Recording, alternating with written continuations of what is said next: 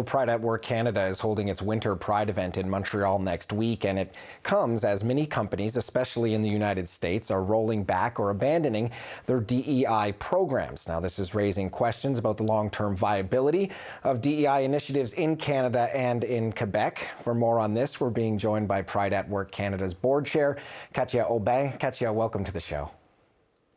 Hi, thank you very much for having us. So, Katia, how do you feel about what you're seeing happen to DEI programs in the United States right now? Of course, obviously, people are feeling anxious. Some are worried, some are terrified. We're scared of losing what we worked for. Though I have faith as Canadian, we strongly believe in our human rights and especially in the workplace.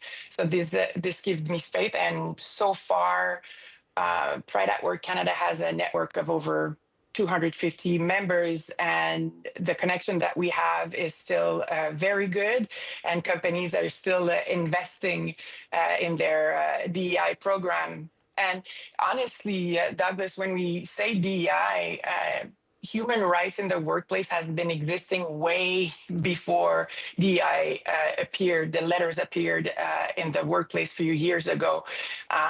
It's something that won't be erased. And what's important, I think, is no matter how it's branded or how we're positioning it, we need to focus at the root issue. Like we need to ensure that there's no discrimination, no harassment in the workplace. It's a matter of human rights, and that's just non-negotiable.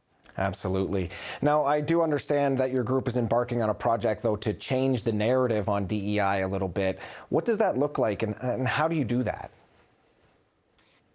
Changing the narrative again, just like I just said, it's the letters. It's about it's not just about the letters, but it's more about human rights and ensuring that everyone feels safe in their workplace. It's just no matter who you are, and any employer will want, or any employer wants to have productive and efficient employees, and tons of research and data has proven that this happens when people can show up as themselves at work and in a safe environment.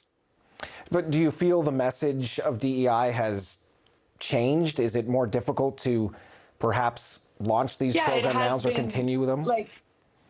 Definitely with everything happening with our neighbors, and the language used is being used in a way that is way further than its initial meaning, and more in a negative way.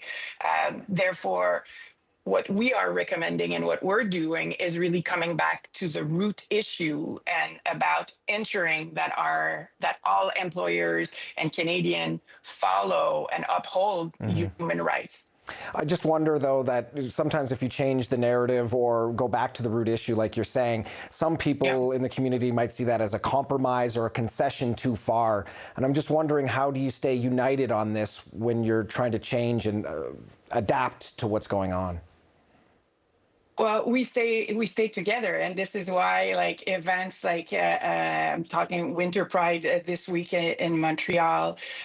Listen, we have Canada's largest bank, Royal Bank, is hosting us in its boardroom. We have 150 to 200 queer and trans professionals getting together and uniting with our allies. I think we are discussing, we are uniting to keep this together. And what's important is to make sure that anti-queer or anti-trans rhetoric does not get in the workplace. And I think that we are stronger together, and that employers have a role to help us in doing this. And they are still showing up in Canada. Well, it's a very important message, and I thank you for coming on the show to tell us about it. And good luck with your Winter Pride event in Montreal next week. Thank you so much, Katia Aubin. Thank you. My pleasure.